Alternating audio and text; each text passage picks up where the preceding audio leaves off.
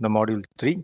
So module 3, as I said, it comprises of three parts: classes, inheritance, and exception handling. So first we will start with classes. First we'll talk about the classes. So already we know we have studied classes in C++.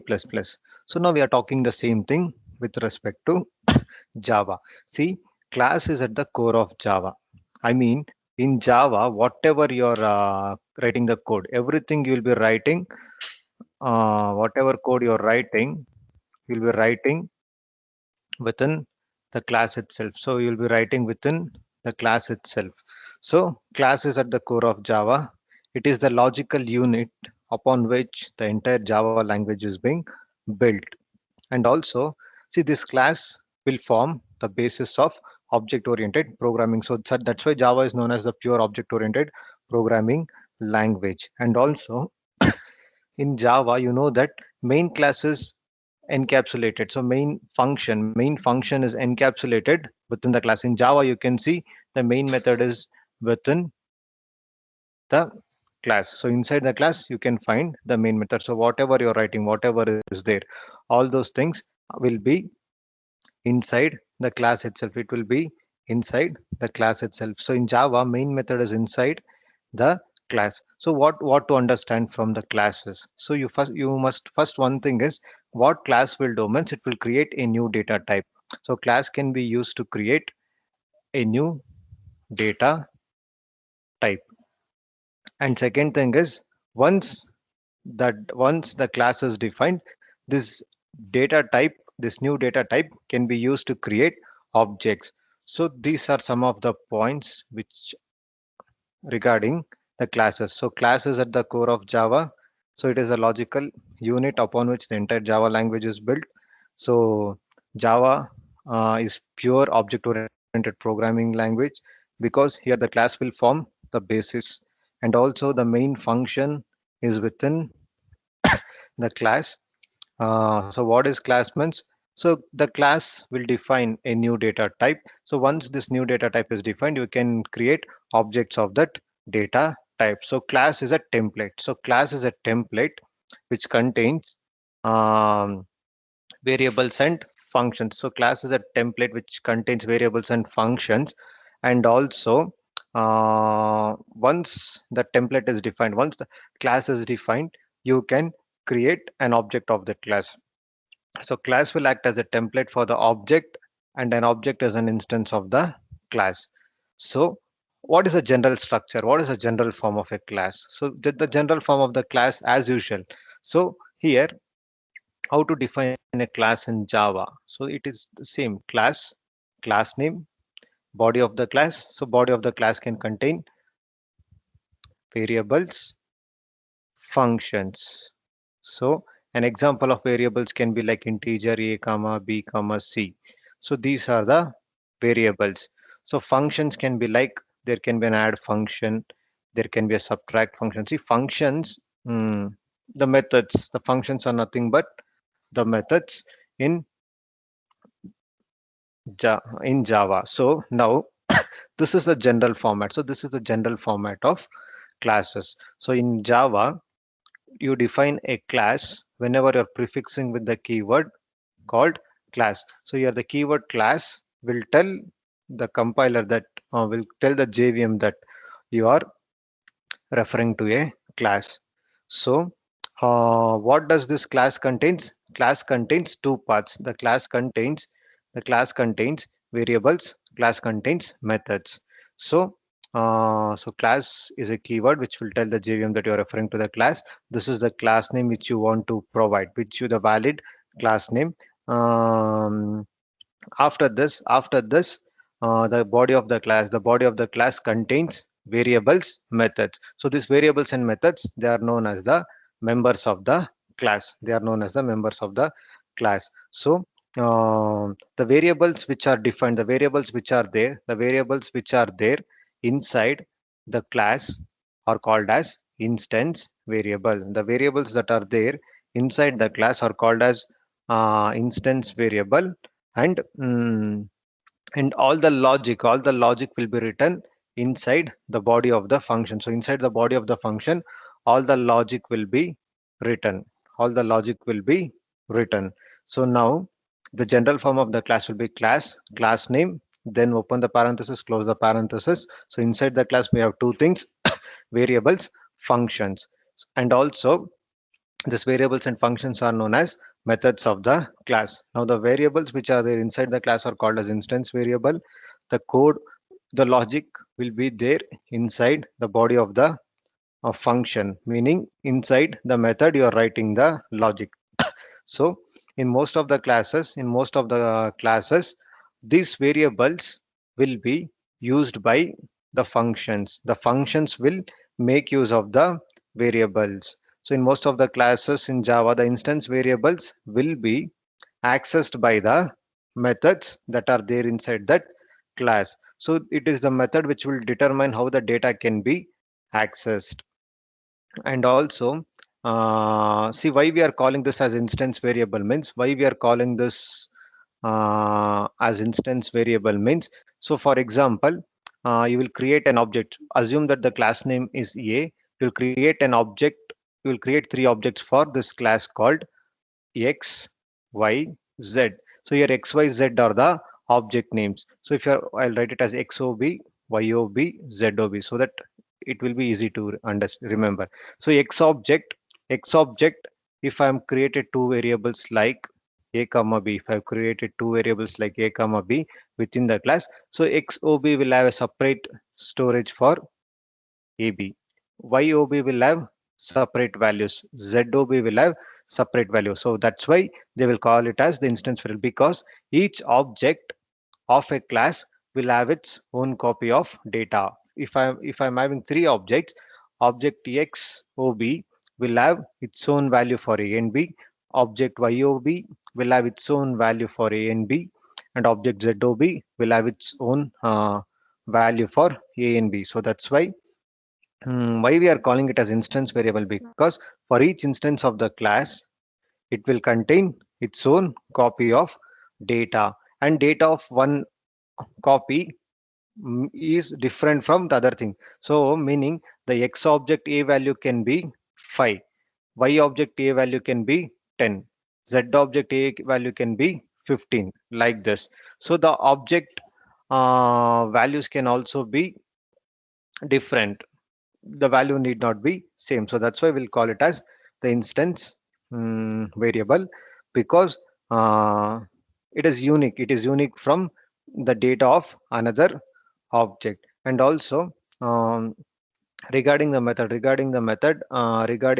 you can see a method will have the return type, method name, the list of parameters to be passed, and the body of the method. So this is the general syntax. This is a general structure of a class. So mm, so this is the general syntax of a, or the general form of a class in Java. So after this we have one concept called access modifier.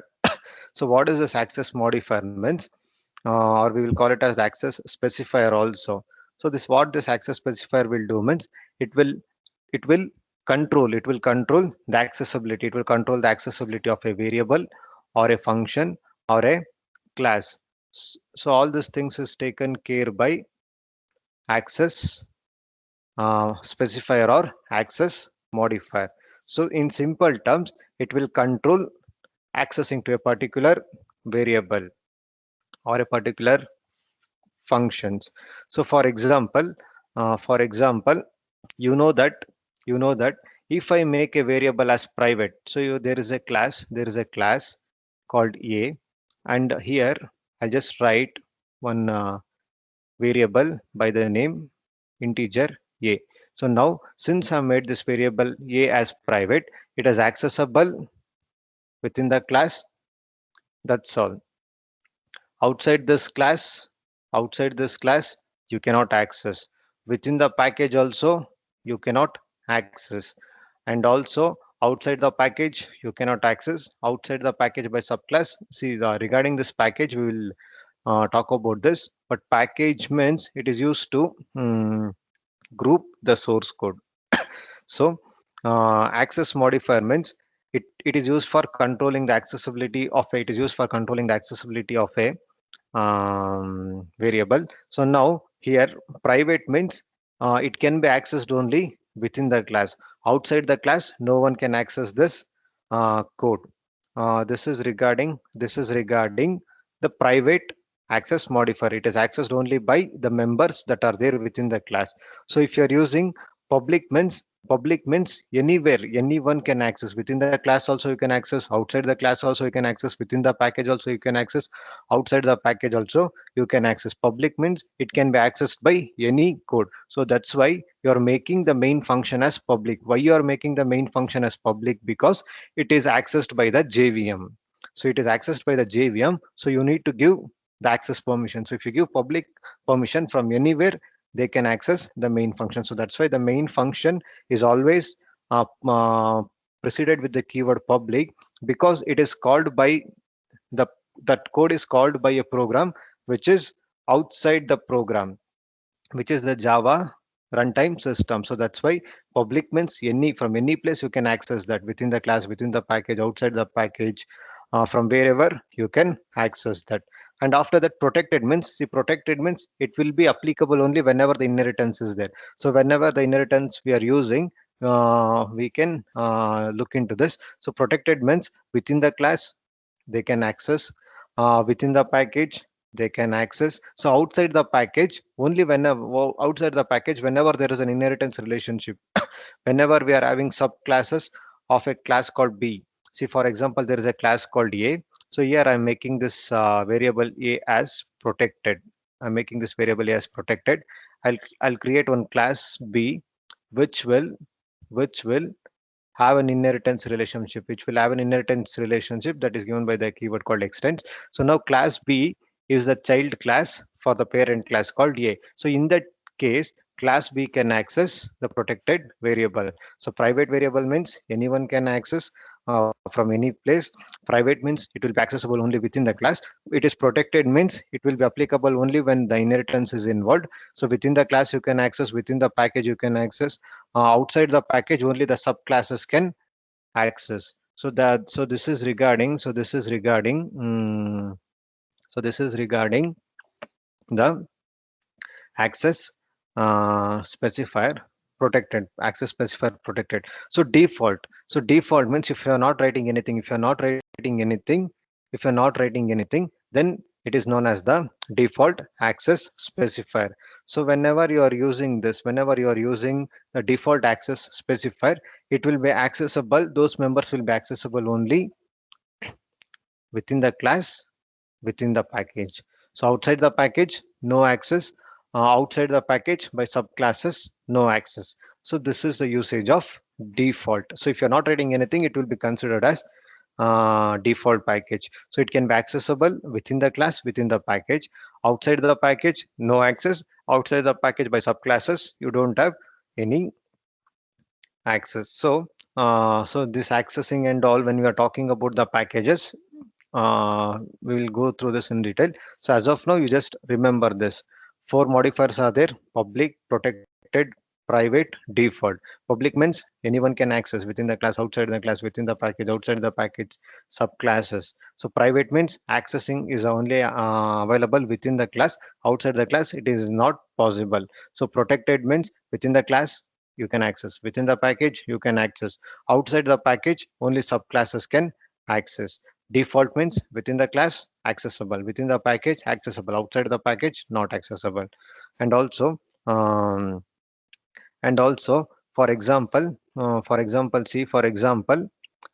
a class. For example, there is a class. So for this class, if you proceed with the keyword public means this class can be accessible from inside the package as well as outside the package. See, package means it's like a container. So as of now, you just remember package means it's like a box. So when for a class, see, in between the classes you don't leave the session. So in between the classes, if you leave the session again, it will ask for the permission. For a class, if you're using the keyword, um, what I was talking for a class, right? Okay. For a class, if I'm using the keyword called public, for a class, if I'm using the keyword called public, then this class can be accessed within the package as well as outside the package. So if I'm not writing anything, if I'm not writing anything for a class, if I'm writing like this, if I'm writing like this, then the default modifier will be used. So then it will be accessible. This class will be available only within that package, and it will not be available outside this package or in sub packages. So it will not be available outside the package or in sub packages. So you just remember this for access modifier. And also for a class, if you're you making the keyword with public, outside the package also it's available. But if you use the keyword, what is that keyword, I mean no keyword, default, it means within the package accessing is there, but for the sub package and outside the package the accessing is not there.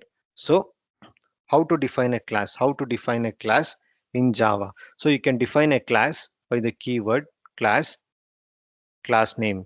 So class name, and the members of classes. So here what I'm doing, I'm creating a class. This is my class name called box, and I'm only creating the variables. The variables are width, height, depth. So the variables are width, height, depth. They are of type double. They are of type double. So what this function, what this is doing means, this there is a here this line of code, this 5 lines of code, what it is doing means it is creating a class called box, and this contains three variables: width, height, depth. They belongs to a data type called double. So now it is creating only the template. So this 5 lines of code, it is creating only a template. It is not creating the actual object. So to create an object, so it is only creating a template. So if you want to create an object means you should write some statement like class name, object name, I'll write it as b object is equal to new box. So this is the syntax. So this is the syntax to create an object. This is the syntax to create an object in Java. So what this line is doing means, the first thing is class box and those 3 lines of code. It will just create a template. It will not create the actual object. So if you want to create an object means you can use the statements like, see, I can create one more object, box, my box is equal to new box. So here box is the class name. So this is the class name. So this is the class name. So this is the statement. So this is the statement to create an object in Java. So once the statement is executed, it will have some physical storage. Like my box will point to my box will contain the storage for width, height, depth. So um, so the copy of the variable will be applicable, or it will be available only whenever you're defining the object. Otherwise you will just create a template. So every time you create an object for a class, that object will contain its own copy of width, height, and depth. So how do you access this? So I've created an object. How do you access width? How do you access height? How do you access depth? So for that, you can access by the object name dot operator variable name. My object dot width is equal to 15.0. So I can give the value 15.0 to width.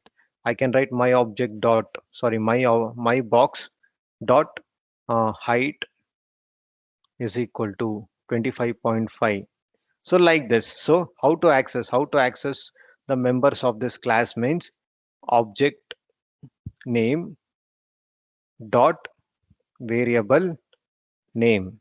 So this is how you can access. So if you want to access, if you see here, what I'm doing means the dot operator can be used. The dot operator can be used to assign. The dot operator can be used to assign value. The dot operator is being used to assign the value for this members. Okay. So so next, what is the next thing? What is the next thing? Um, the next thing is I just assigned the value 15 to width, 25.5 to height. So in the same way, even you can access function also. If there is some function called void uh, add, so that you can access by my box dot add, my box dot add function. So like this, you can do like this. So um, So what this line will do means it will call the function called add function. So see, I told you that each variable will each instance objects can store a separate value. Meaning, see here my box contains width value 15, height value 25. For this B object, for this B object dot width, I can set it to 75.0, and the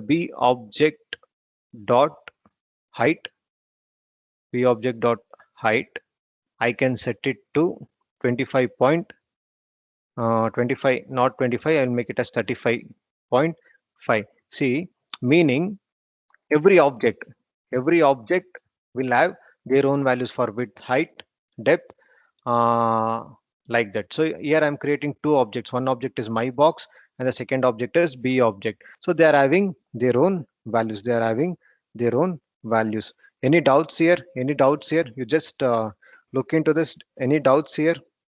Whether you're able to understand this? Any doubts? Any doubts?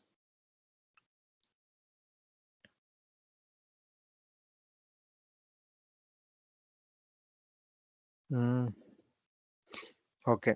So what we have learned classes, how to access modifiers that are there, and after that how to declare the object. So declaring the object, which I had mentioned in the previous line, here this is how to declare an object for a class. That I have written it in two lines. See, first thing is, let's see, creating the object is a two-step process. Creating the object is a two-step process. Creating the object is a two-step process. So what is that? See, first thing is you must declare the variable of class type. See, like this, box is my class name and my box is my object name. So if I write like that, it will not assign the memory. This will not assign the memory. It will just create a reference. It will just create a reference to this object so that you can check in line. So if I write like this, so my box object name will be created, and it doesn't contain any references. It will just contain the value null. So after this, the second line, my box is equal to new box. So if you write like this is the line responsible for allocating the objects that are there in the box. So the second line, so whenever you're calling the box class with the keyword new, then only the box object will be allocated. So the physical copy of the object will be available and it will be assigned to that variable. So see this line. So once on writing like this, I'm just creating a null copy. It doesn't contain any object. But once I write this second line, new box, so the my box is containing access to width, height, depth. So I mean memory has been allocated for my box to store width, height, and depth. So like this, you can create multiple objects. So you can declare it in two lines. So you can declare it like in two lines, like box, my box, box, my box. You can declare it in two lines, or so you can declare it in two lines, or if you don't like this, if you don't like that, you can write it in like box my box. The second line is my box is equal to new of box. So like this you can write it in two lines for creating the object, or you can combine them. Box my box is equal to new box. So both are valid. So either you can use these two methods or this part. So anything is fine. So the what the first line will do means it will just create a reference. It will just create a reference to an object that belongs to a type box. The second line is the one which will allocate the actual object, and the actual data types will be assigned. So the second line is the one which will give you the memory for that object. So this is regarding the object. So object means it can be created in two steps. It can be created in the two steps. So what is this? So here the new operator. So the new operator will allocate the memory for the object. What is the usage of this new operator? Means the new operator is responsible for allocating the memory for an object, and it will return a reference to that object which has called. Here my box is the reference which is calling the new operator. So all the objects will be, see in Java all the objects will be allocated dynamically. So all the objects will be allocated uh, with what I want to tell means um, all the objects will be dynamically allocated. So by the usage of this new operator. So this is how the objects will be declared. And the next thing is here. See here, here what it is happening means I am creating.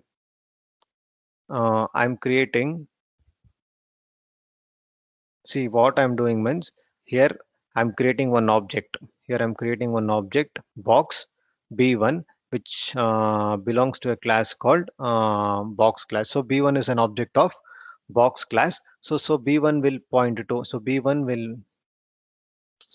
will point to width. B1 is pointing to the three data types that are there in class.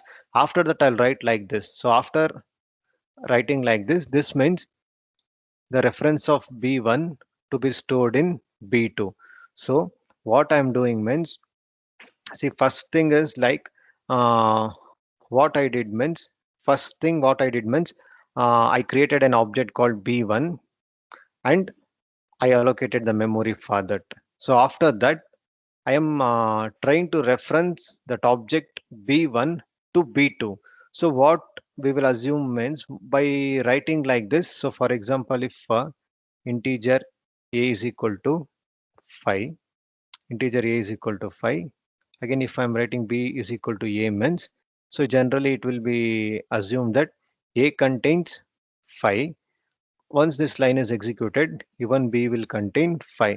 So this is how we will think. But when you are referencing an object, when you are referencing an one object to another object, so it will not get their values like this. So here this is the wrong thing. So on executing this line b1 is equal to b2, this b2 will not get the contents of width, the contents of height, the contents of depth. So that is not the case. So what it will happen means it will just refer. So b1 will also refer to width, height, depth, and b2 will also refer to width, height, and depth. So that is what the object reference will take place. So, why this is happening? Why this is happening? Because uh, B1 and B2 are not, see, they are not having the separate references. They are not having the separate references. They both are pointing to the same reference. So, for example, for example, see once I write what did I do here, I created box b1 is equal to new box, then box b2 is equal to B1. So what we assumed that B2 and B1, we assumed that the B2 and B1 reference to the separate objects. So what we assumed means we assumed that B1 and B2 are referring to the separate objects. Because of this statement, and going by our understanding with the primitive data types, we thought that B1 and B2 are referring to the separate objects. But but once this line was executed, B1 and B2 were referring to the same object. They were referring to the same object. So the assignment of B1 belongs to B2. The assignment of B1 to B2 did not allocate any memory, any did not allocate any memory, or it did not copy the contents of B1 width, height, and depth to B2's width, height, depth. What it did means it just made B2 refer to the same object as B1. So to whatever B1 was referring, the it made this line made B2 refer to the same object which the B1 was referring. So other than that, there was no separate memory was created, or no separate copy was created. What this line did means it just made B2 refer to the same objects as B1. So what will happen means if you make any changes. So if you make so this is what if you make any changes to hmm, B2. So what we thought means any changes that made to the object. So any change if you want to make to this variables through the object B2 will also affect the changes to the object B1. So if you make any changes to B2, so for example, if you make the B2 dot height is equal to some 75.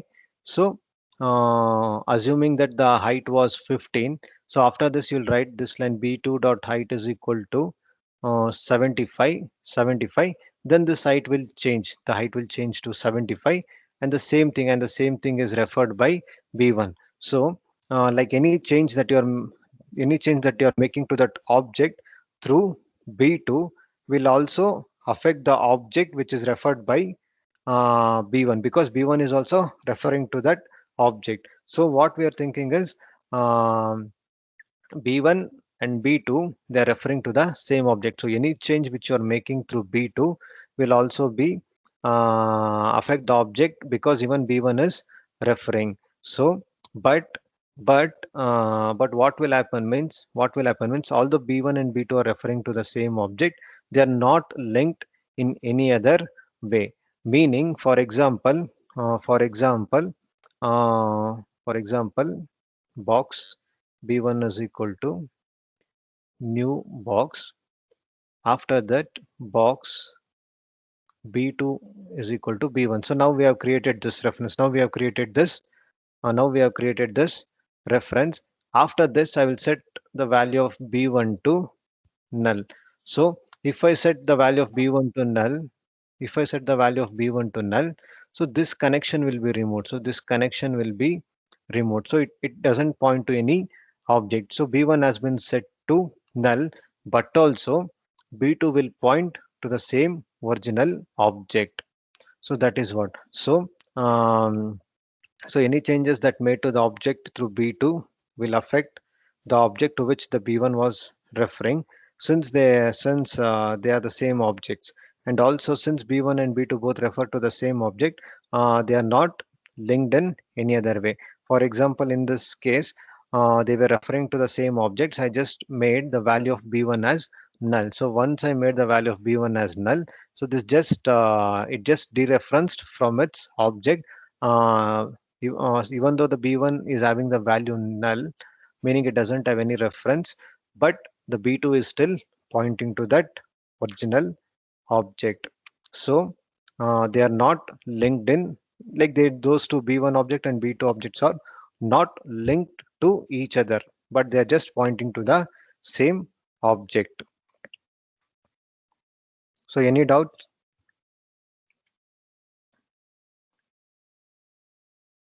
So this is what, so this is how it will look. So this is how it will look. So after writing this code, um, B1 reference will be like the reference to that object will be dereference, that's all. Meaning B1 will contain null value. So now methods. So now the methods means the general syntax of the method. So the general syntax of the method will be the return type, method name, the list of parameters, the body of the methods. So um, so this is the syntax. So this is a general form of methods. The method will be available within the class. So type means the type of the data to be returned from this method. So it can be any valid data type. It can be like int, it can be like byte, it can be short, it can be long, it can be double, it can be float. If the method is not returning any data type, it will contain, or if the method is not returning any value, type will be void. So type means the return type of the methods. So it can be any valid data type, or if it is not returning, if it is not returning any value, means the return type will be void. The name of the method, the second parameter is name. So what is this name? The name means the name of the function, the name of the function given by the user. So it will be the legal identifier which are used, or which should be used. So what is the next thing? The next is the parameter list. The third one is the parameter list. So parameter list means the arguments that you are passing to the function. So so it is like the parameters can be like parameter will consist of type, variable, name, type, variable, name. So like this. So parameter list means it is a list of it is a list of variables of specific type which are separated by commas. So usually the parameter list will contain the variables which will receive the value to the arguments when it is passed to the methods. When you are calling a function, you will call that function by giving a value. So that value will be copied to this variables. So so this is regarding the parameter list. So after this, the body of the method contains the logic. It is the area where you'll be writing the logic to achieve specific functionality. So if your program is used for addition of two numbers, you will write the logic to perform the addition of two numbers. If it is a subtraction, means you'll write the subtraction. If the program is to perform the sorting of n numbers, the logic for that will be written. So so this is regarding the body of the function. Okay, so so if you're using, so if the method is returning, any type, for example, if this method is returning the integer value, means the last line of the function will be like return that integer value. So if the method is returning floating point value, means the last line will be return that floating point value. So value means the value which you're sending to the caller function. um, this is regarding the methods in Java. So see here, before talking about this, I'd written one function. No, I'd written one class called box. It contained three values. Double of width. I'll write it in one line only. Width, height, and depth. So for this I'll write a function. For this I can write a function. So for this, what function can we write? So for this, what I told means method means um, we can write a function called volume. We will write a function called volume. So I don't want this function to return any type. So I'll take it as void. beginning of the function, closing of the function. Then I'll just print. I will not write anything. I'll just calculate. I'll just calculate the volume. How to calculate the volume? So double volume is equal to width into height into depth. So after this system dot out dot println, I'm printing the volume. So this is a printf statement. This is a printf statement which will print the volume. So this is the function. So what I did means I just added a function called volume to this class called box. So how to call this function means box object name is my box is equal to new box. So after this my box dot volume, the function name. So like this you can call the function, like this you can call the function. So I just told you how to declare the function, uh, I mean how to define the function within the class and how to access them. So this is a thing. Like this you can create one more object also, b object dot volume. Also like this you can make changes to the classes. um, so any doubts regarding this methods? Any doubts? Yes or no? um, okay. So one more thing. See, this function is not returning any value. If this function is returning double value means here I should use the keyword called double. Last line should be the last line should be the last line should be return volume. Here I'm returning the uh, volume which belongs to the data type called double. The function is expecting a double value to be returned, so I'm writing it as return volume. So how to call this function means you cannot call this function like this because mm, my box dot volume. So like this you can call the function, but this function will return the double type. So you should declare a variable called result to store the value. So when you execute this my box dot volume, it will return the double uh, data types, like it will return the value called volume which is a double. So that should be stored here. So that should be stored to some variable. So this function what it is doing means it is calculating the width, height and depth. So it is calculating the volume. For example, width is 5, 10, 15. So 15 tens are 150, 150 into 5, 750. So it will calculate the volume as 750, and this 750 will be returned on calling this function. On calling this function, 750 will be returned. So simply if you write like this, so it is just calling the 750. You need some variable to store that 750. What is the type of that 750? Double. So you have to call the function like this, double result is equal to that calling function. So now the 550 will be stored in a variable called result. Any doubt? So whenever there is a return value, whenever there is a return value, so this is how you'll be calling the function. This is how you'll be calling the function. And also the data type should be compatible. So the data returned by the method should be compatible with the return type specified by the method. Um, okay, so that is the one thing which you should take care. Any doubts here? Any doubts? Any doubts?